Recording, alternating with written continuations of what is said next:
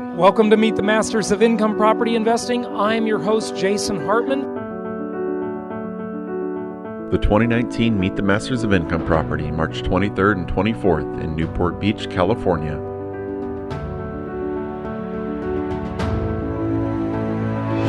What is the sort of the one trick, the hack, the secret that really empowers people to success?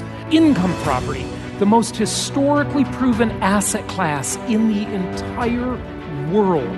Register today at jasonhartman.com/masters. Early bird pricing ends Friday, February 1st. Let's break this down and look at some of the strengths of income property as an asset class. I found that this event is really helpful because I'm totally a newbie to real estate investment. And so I picked up so much information. One of the great things about it is that it's so fragmented, right? Embrace the fragmentation. jasonhartman.com/masters. Welcome to this week's edition of Flashback Friday, your opportunity to get some good review by listening to episodes from the past that Jason has handpicked to help you today in the present and propel you into the future. Enjoy. Welcome to Creating Wealth with Jason Hartman. During this program, Jason is going to tell you some really exciting things that you probably haven't thought of before and a new slant on investing. Fresh new approaches to America's best investment that will enable you to create more wealth and happiness than you ever thought possible. Jason is a genuine self-made multimillionaire who not only talks the talk, but walks the walk. He's been a successful investor for 20 years and currently owns properties in 11 states and 17 cities. This program will help you follow in Jason's footsteps on the road to financial freedom. You really can do it. And now, here's your host, Jason Hartman, with the complete solution for real estate investors.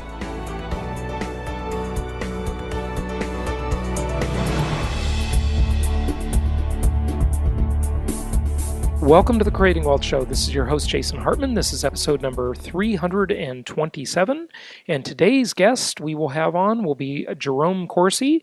You've probably heard his name. He's written many, many books. He's quite a scholar on several subjects. So I think you'll enjoy that interview. And if we have time, we'll have a caller on as well. But first, I've got Michael here to join me for the intro portion of the show. And we want to talk about some tips for investors. Michael, welcome. How are you? I'm doing great today, Jason. How are you doing? Good, good. On your Facebook this morning, you said that Newport Beach was like Hawaii. It looked and felt like Hawaii. What did you mean by that? Is it hot and humid? Yeah, it was. I was going to Toastmasters at 6:30 in the morning, and it was kind of cloudy, extremely humid. So most people would see that and think, man, it must be really beautiful, but it's more like one of those tropical storms that comes in. And I think you're probably getting hit by that monsoon type weather as well right now, right? Let me tell you something. Last night, it was amazing. It was about 10 o'clock, maybe 10:30. And for the first time in my whole life, I got an alert on my iPhone. It's never happened. I don't know how that's generated, or maybe the National Weather Service or some emergency alert service thing. Anyway, it said dust storm warning. And so, we get these dust storms in Arizona. They're not too great, but they're not as bad as it might seem. And, as long as your windows are closed. So, about a half hour after, I thought, that's really weird. And about a half hour after that, sure enough, there is this incredible dust storm. And keep in mind, I live like 300 feet above the ground in the tallest all-residential building in the state of Arizona. And now if you're listening in New York City in 300 feet, no big deal, right? But, here that's a real high rise.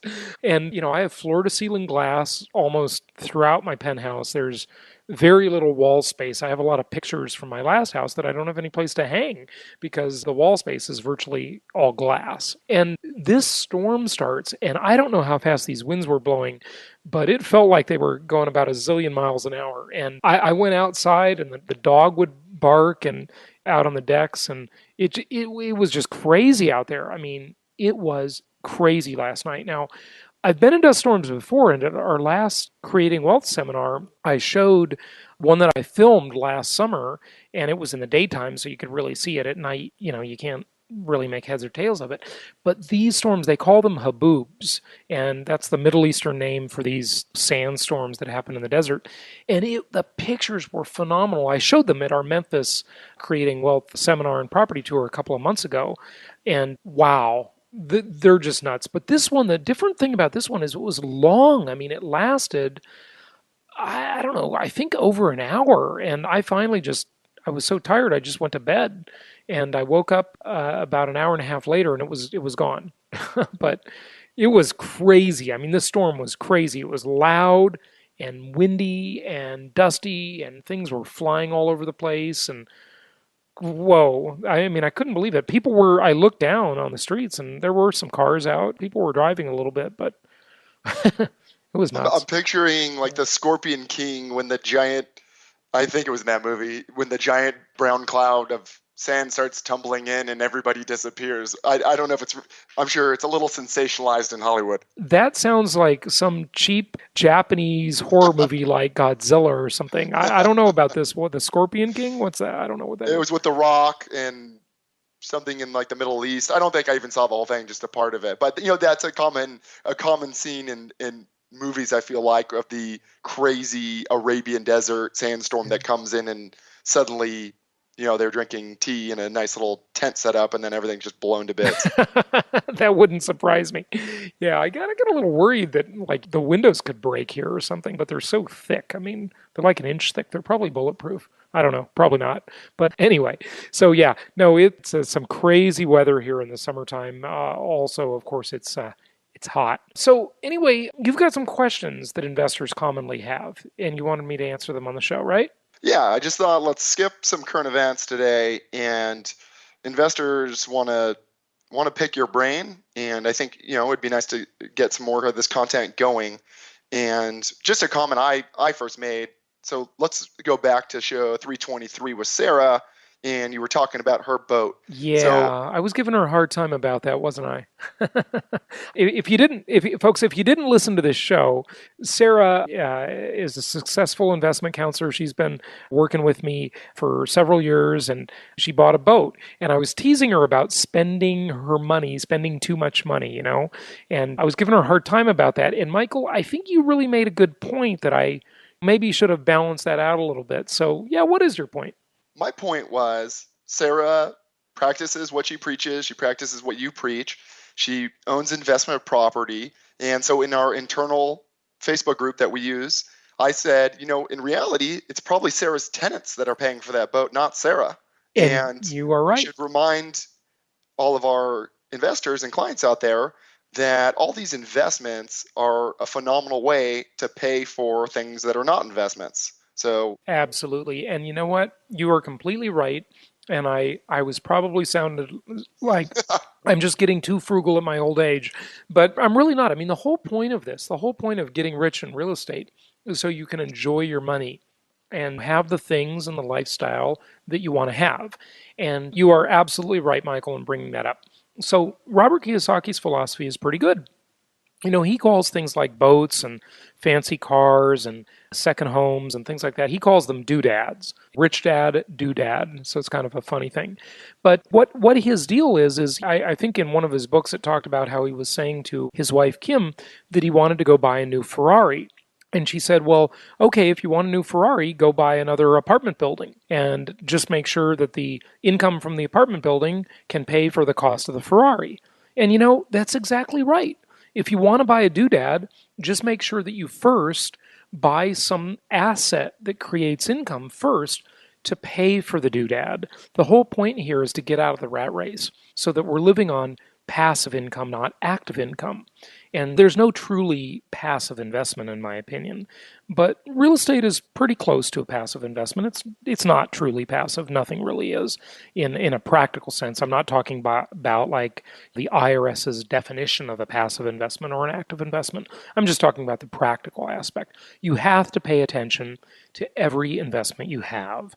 So you want to buy a Ferrari or a boat? Get another couple of properties that'll pay for that. Very good point. Completely yeah, agree.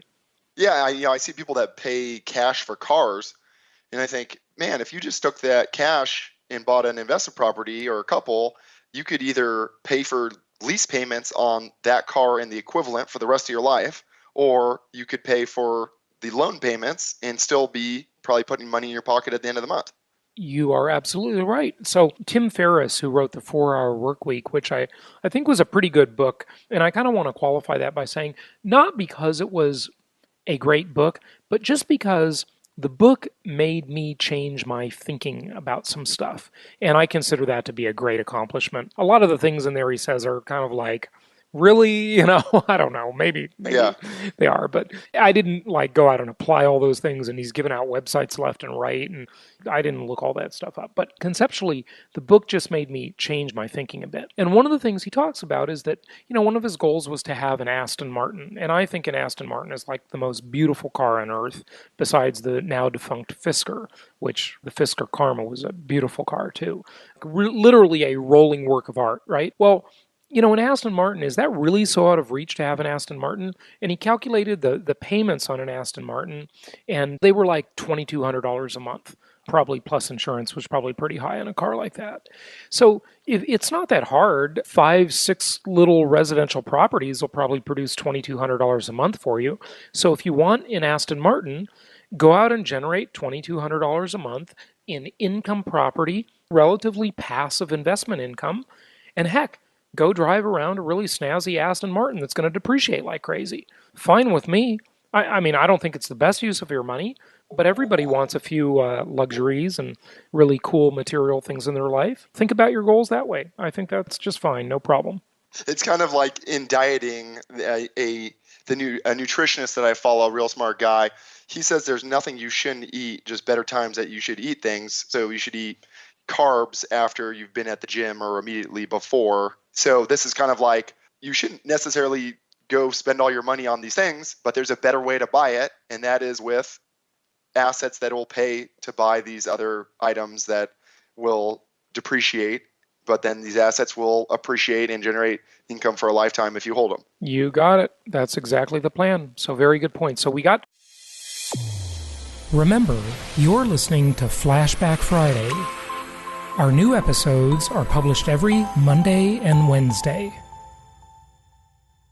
We got the doodad thing. We've come to some balance on that, right? Instead of me just teasing Sarah about her boat. And listen, I used to have a 48-foot boat. And let me tell you, that thing was such an expense. The old saying about a hole in the water you throw money into, it is true with a boat, for sure. The other one is the 2 happiest days of boat owner's life, when you buy it and when you sell it. That is also true. So anyway, just a little balance on that. But try to keep your spending on that kind of stuff in check.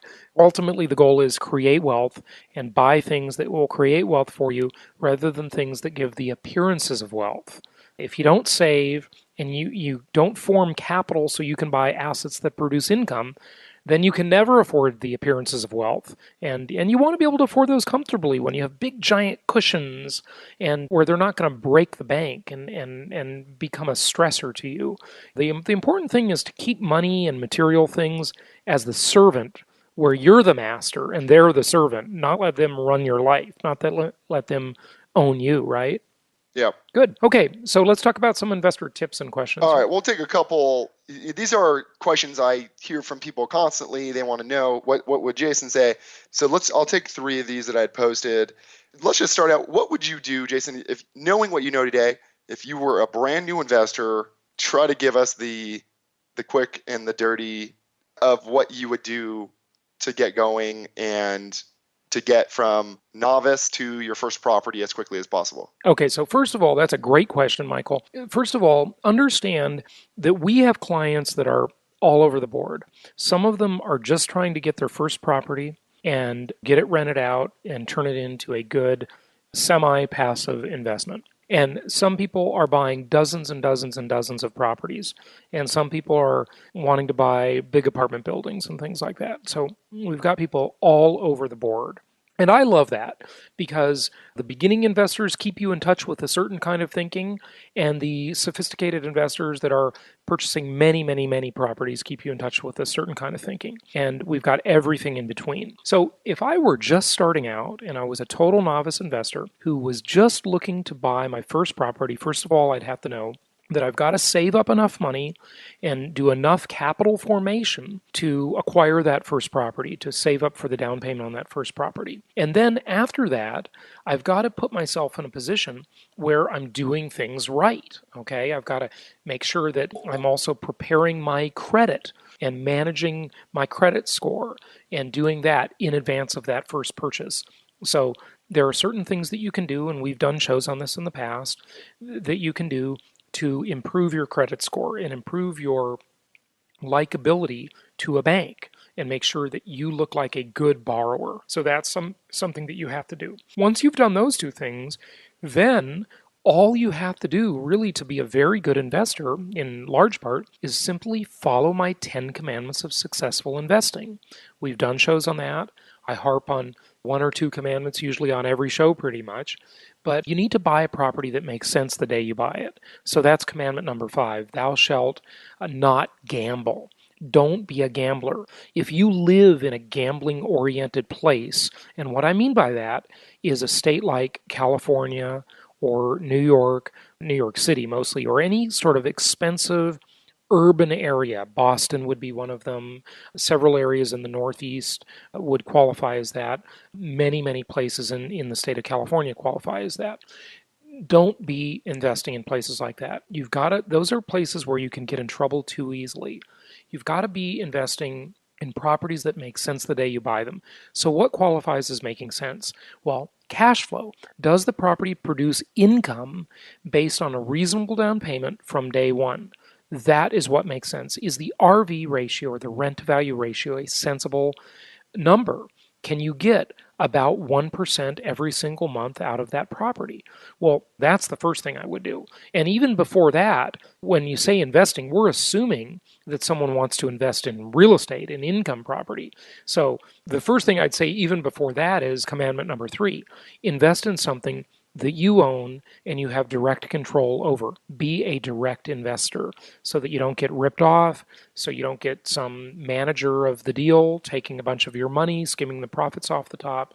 Be a direct investor. So that's all really embodied in my 10 commandments of successful investing. If you're new to this show, type that in the little search engine on our website at jasonhartman.com. There's a little Google search bar there that allows you to search all of the stuff on our site, and that will help you a whole bunch. I think that's episode 216. Oh, gosh, no. 216 was a rehash, but there was the original episode of the 10 Commandments on there somewhere, probably like episode number 15 or 18, way back in the beginning. And we've talked about them through the course of the last 326 shows as well, but I'm just saying where they're all embodied in one place. Okay. Let's say you figured out what market you want to go to. There's 2 houses that your investment counselor sent to you. How are you going to pick between the 2 houses? Yeah, good question. So that I don't know. No, I do know actually. But I'm going to say I don't know because I'm not looking at 2 specific houses. First of all, I'd say that don't be putting yourself in a position where you agonize the deal to death, where you don't do anything. Okay, you got to do something. Wisdom in action, ready, fire, aim, right? But assuming you're going to really do something and you're not going to let the deal pass you by, if you're looking at 2 properties, you obviously are looking at the numbers. We format all our data in the same exact way. So when you look at the properties at jasonhartman.com/properties, all of those have the same format. So if you learn how to read that single page, you do not have to be a detective. You can see all of the numbers, and we just did a members-only call last week, actually, on how to read a pro forma and how to analyze the numbers and the metrics on a deal. So if you're not a member, please become one for a whopping $120 a year, okay? And you can go in on the member site and you can hear the recording of these member-only calls that we do. But if they're the same numbers-wise, say, for example, one property has a projected return on investment of 30% annually, and so does the other property. Well, then you'd look at things like go to Google Maps and look at the satellite view of the property and look at the street view of the property if it's available. Most of the times it is. And which street looks like a better neighborhood? We did a show a couple of years ago where one of our clients who was buying many, many properties in Indianapolis, David was his name, and he was looking at what he called the free lunch metric. And we kind of joked and made a name out of it. If there's a lot of free lunches in the school district of that property, then he didn't like it as much. He likes a low level of free lunches, that the government is giving out these free lunch vouchers, because to him it meant that it was a better, higher income area. But then we kind of debunked that one, right? Or somebody did. They just said a lot of people realized they could get a free lunch, so they jumped on the bandwagon, and it made that metric a little less telling of the true economic status of the area. Fair enough. It could be. Look at everything. It's in the podcast. Everything could kind of be debunked here and there, okay? And some people love like Section 8 government-assisted rentals, and some people hate them. They're just different strokes for different folks type thing, The great thing about government rental assistance through like the Section 8 program is that you're going to get paid every month, right? The government's a pretty reliable payer, even if the money is in depreciated dollars. So there are some things like that. But which house simply looks better? Which house has a better neighborhood? Which house is newer? Which house is older? Those are some things. And this is why this can't be done by a computer. It's not an airline ticket. It's not a stock. It's not a ticket to a concert. A lot of that stuff can be done by a computer. But with income property, because every house is a little bit different, you actually need to make a judgment call and form an opinion. And if I was looking at 2 specific properties for this question, Michael, I could probably go a little deeper into this. But looking at Google Maps, look around the neighborhood. I mean, does it look like there's any adverse thing that might affect the property? Maybe a landing strip, meaning an airport's nearby. Maybe a big industrial facility. Maybe a railroad track. Maybe a prison. Maybe a prison. Maybe it's in the flight path of a landing strip, right? So these are things, they're not things that would instantly say, no, don't do the deal, but it would say the price or some mitigating factor needs to be in place to make me want to do the deal. Correct. Okay. You talked about self-management before. Can you give some basics on how some thoughts that they're going to have if they're going to go down that road of what they're going to be getting into and what has made it that you've done easy for you? Yeah. You have 20 properties that are self-managed, is that correct? No, not that many. So basically, I like self-managing my properties, and I think that it can be done. It's been amazing to me, and this is like a 1-hour discussion, okay? But look up self-management on the search bar at jasonhartman.com and search it, because we've done shows on that go into great detail about self-managing your properties. And my story is basically this. I have a property that I still own in San Antonio, and my property manager, a few years back, he wrote a letter saying, hey, I'm getting out of the business. And I had Karen searching around for another property manager for me because we weren't actively selling in that area at the time.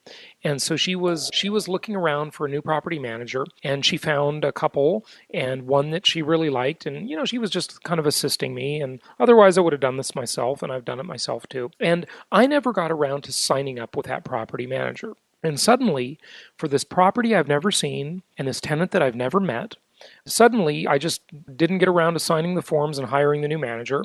And a check arrives in the mail from the tenant with a nice little note that says, hey, I guess the property manager's out of the business. He said to pay you directly now. And so the tenant's name was Tony. And for several years, I just self-managed that property, and it worked out great. Now, if you asked me if I could self-manage a property that was 2,000 miles away from my home, that I have never seen, with a tenant that I have never met occupying it, if that were possible, I would have told you were out of your mind. But now that I've done it, and I'm now doing it with several of my properties, you really can do it. The only thing you definitely need the real estate agent for is to lease the property to a new tenant and handle the walkthrough when the tenant moves out. And it's funny you should ask this question, Michael, because my property in Athens, Georgia, that I self-manage, the tenant just moved out literally about 2 days ago. And last week, I hired an agent to lease the property up for me. I didn't sign up for property management. I just signed up for leasing. I believe he's charging me 50% of the first month's rent to do the lease. And he went over, he met the tenant, he took pictures, he sent me the pictures, he said this and that, a couple things need to be fixed, and he is getting quotes to fix them up. and he's going to send them to me, and he's going to lease the property to a new tenant, but he's not going to be the property manager. After he does his initial one-time service, handle the walkthrough with the current tenant, advise me on how much of their security deposit to keep, if any, how much to give back, if any, and get the repairs done, get the property ready for the new tenant, lease it up to the new tenant, do the walkthrough with them, get all the documents signed, check their credit, screen the tenant, and so forth. He's out of the picture. I'm the manager. And you know what? It works pretty darn good. I've got to say, I really like self-management. Now, on the other hand, if I have a great property manager in that area that does a fantastic job and doesn't mark up the cost of repairs, or I feel that they're doing a good job and they're not ripping me off here and there, I'll keep the property manager. I do it both ways.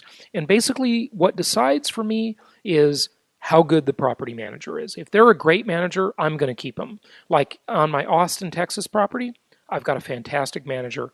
I'm going to keep them. If I have a bad manager, I'll get rid of them and I'll self-manage. Okay. Do we have time for How about one more? Yeah, let's do one more. What question should people be asking property managers when they're now got the house I want, and I'm talking to the local market specialist who's probably the property manager? What should I be concerned with? Who may or may not be the property manager. Well, first of all, you've got to, when you get your property management agreement, you've got to actually read it, folks.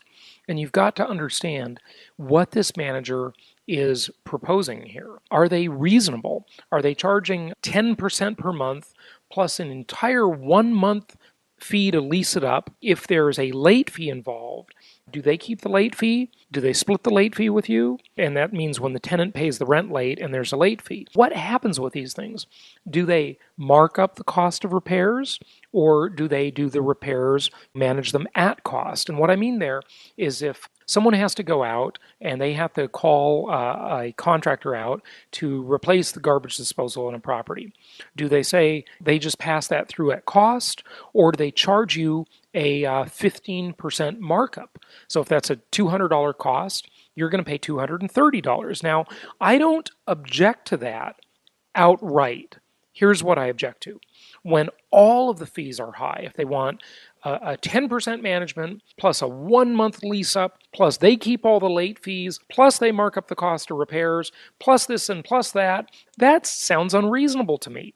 But on the other hand, if they only charge me 8% management, and they only charge me 50% lease-up fee, and they pay all of the advertising costs, and they split the late fee with me if the tenant's late, then it gets a little more reasonable. You see what I mean there? So you have to look at the whole picture. It's not one thing or the other. It's what does the holistic view of my relationship with this property manager, what does it look like? The other thing is, now that manager is probably the person that we referred you to, which may or may not be the local market specialist that sold you the property. Well, you should always check with another property manager and do some of your own due diligence. Check with a completely outside property manager and compare these things, and also get a sense of how the properties are leasing, how quickly they're leasing, understanding of that market from an outside source who is not affiliated with us. Now, you can use whoever you want to manage your properties. You can do it yourself. You can use a manager that you find. You can use a manager that we refer. It's your property. You're a direct investor. So you get to make the decisions, which is a really nice luxury. However, the one thing I must mention to you is that when you use the manager that we refer you to, then you've got the ability to have leverage over them. And that leverage is a very powerful tool.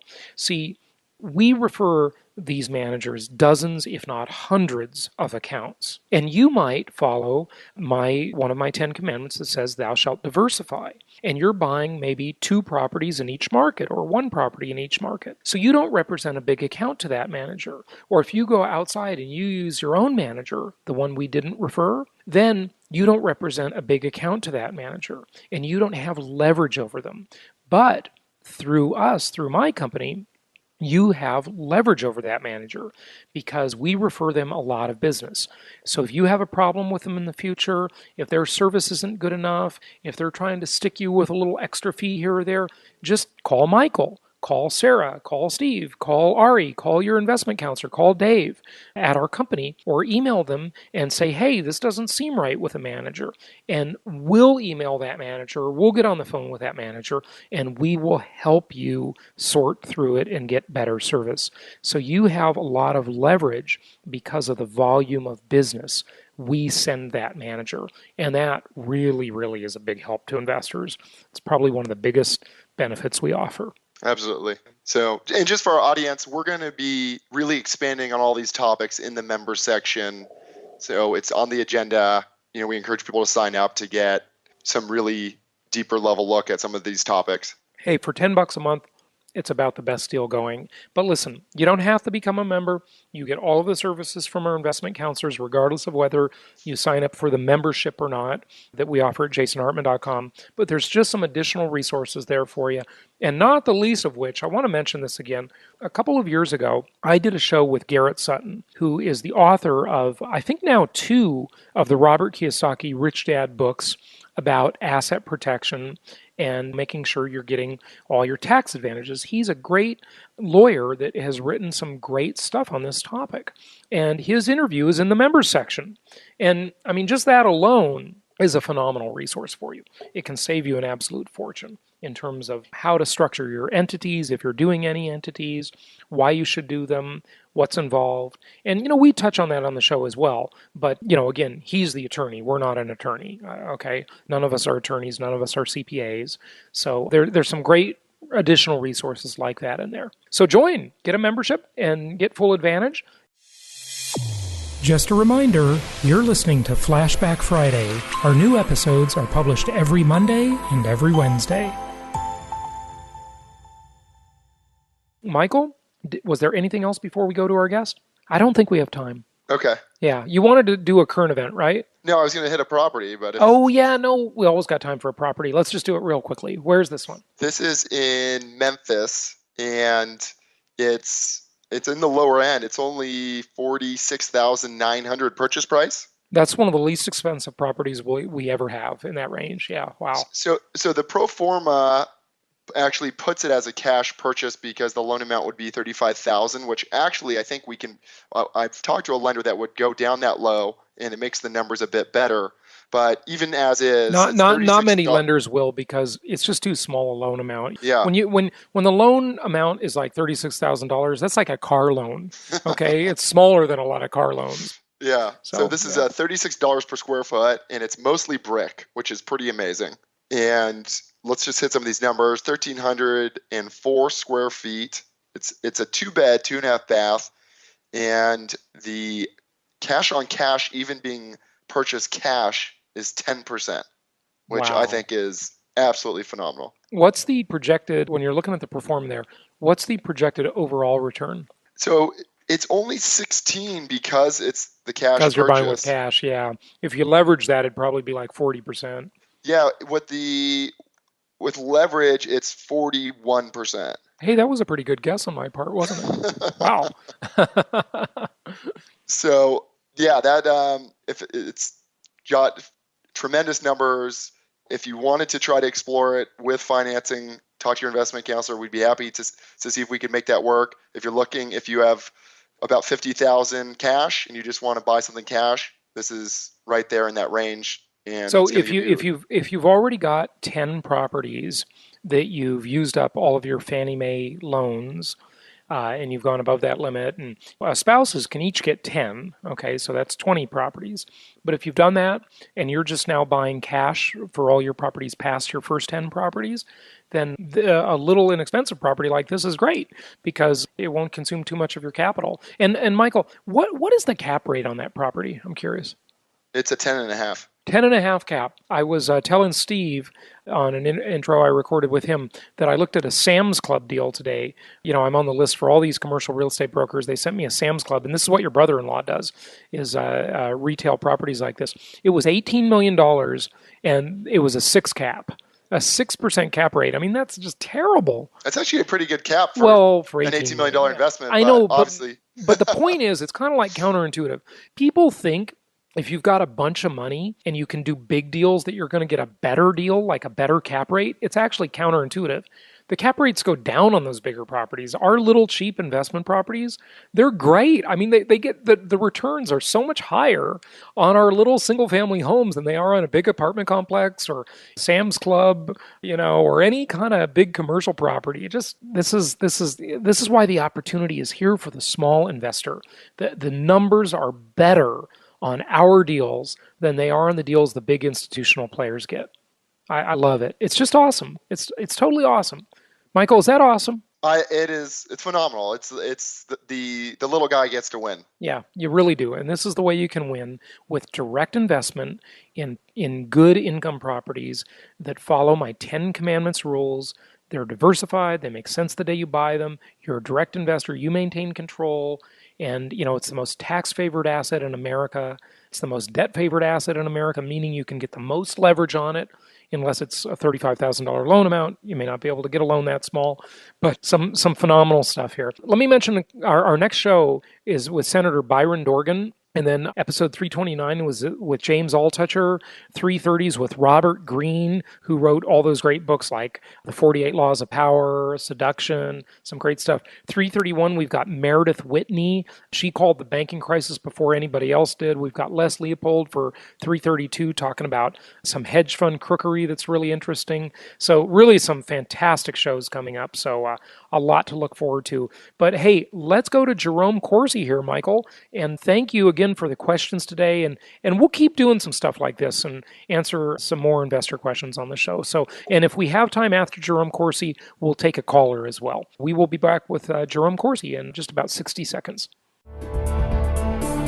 Now you can get Jason's Creating Wealth in Today's Economy home study course. All the knowledge and education revealed in a 9-hour day of the Creating Wealth Bootcamp, created in a home study course for you to dive into at your convenience. For more details, go to jasonhartman.com. Hey, it's my pleasure to have Jerome Corsi on with us for just a moment here to just talk about a single quick issue, and that is Obama's plan to take away or take control of people's 401ks. We've talked a lot about this on prior shows, and Jerry has been on some other shows talking about some other topics and books that he's written, and it's great to have him on to talk about this. Jerry, welcome. How are you? I'm doing great, Jason. Good to be with you again. Thank you. It's good to have you back, and I know this is just a quickie discussion here, but what are your thoughts on the possible power grab of our 401ks and IRAs and retirement funds in this country? Well, I just warn people this is a huge pot of money. It's sitting there, typically sitting in banks or investments, and the government can see it. Now, the Obama administration has made various overtures. They've held hearings.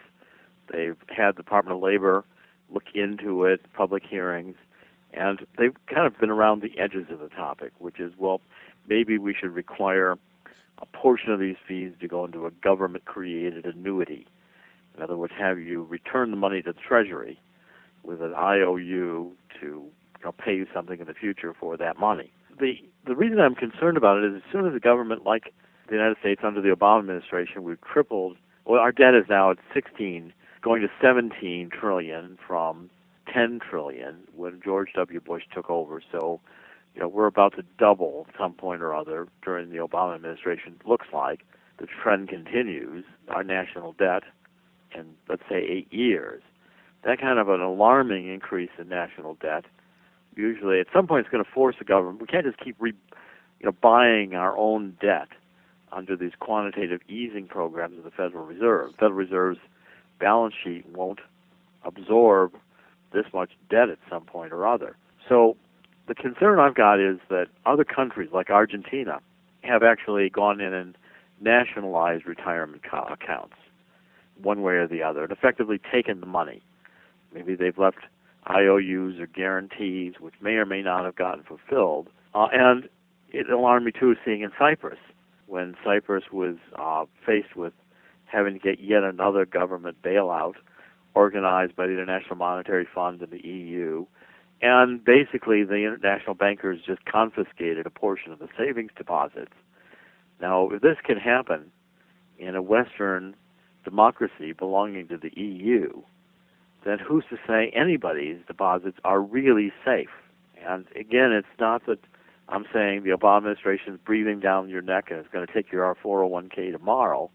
I'm just saying it's something to think about and to watch very carefully, because the overtures have already been made by the Obama administration, and I take the fact the overtures have been made as a serious event. Do you think that they will orchestrate a false flag event, or there will just be a market crash? I mean, how would they lead into this type of thing, and try and make it palatable in some way? Well, I'm not sure a false flag would be created, or any event that occurred as a negative event could be jumped on by the administration. I mean, you've seen the Obama administration do this. We get the Newtown shootings, or any school shooting, and immediately the Obama administration pounces on that tragedy to push a gun control agenda. So any negative, downgrading of the United States, any kind of a pulling out of the Federal Reserve in the amount of quantitative easing, the amount of our Treasury debt the Federal Reserve is willing to buy, that could result, for instance, in an increase in interest rates, which would make the cost of financing our debt tremendously more expensive. Any of these situations could precipitate the government saying, well, let's just take X amount of hundreds of millions, billions, trillion, whatever the government decides it wants, somehow or other out of private savings accounts, maybe issue them all government annuities or government guarantees, but take the cash and use the cash to solve the financial crisis at hand. Yeah, and it never will.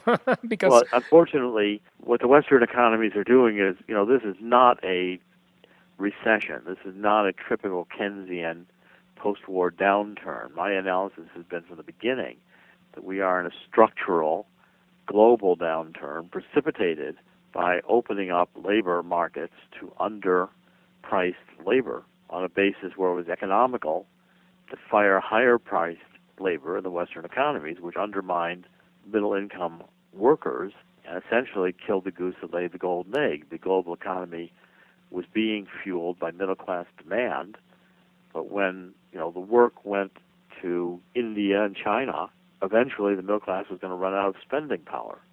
And that's the structural. We today stimulate demand with Keynesian deficit spending. The jobs we create are created in China and India. This has been the problem, and it's not going to be solved by deficit spending. Problems with these massive welfare states we've built, the proportion of the federal debt that is not a federal budget that is non-discretionary spending, in other words, entitlement spending, is rapidly growing to over 60% of the budget. And it will not slow down just because the economy slows down. That's the problem. Yeah, very good points. And folks, get control of your retirement plans, at least make them self-directed if at all possible, because I think the government will go for the low-hanging fruit. The easy money to convert is money in brokerage accounts and savings accounts. That's the easy grab. The harder grab is that self-directed stuff where it could be, you could have some gold, you could have some real estate, some private money lending, who the heck knows? That'll just be so hard to quantify and so hard to grab because it's so fragmented. Any defensive strategy thoughts there? Well, I think self-directed IRAs are good. Diversification maybe into some commodities, certainly diversifying the accounts so it becomes harder to grab your entire account, IRA or 401k, simply because it's deposited in banks. Deposited in banks as CDs is easy to grab. That's for sure. So you want to make it just harder because the low-hanging fruit is what they always go for. Hey, I know you've got to go, but thank you for some quick insights on that and appreciate having you. We'll have you again on soon, okay? Okay, Jason, thank you.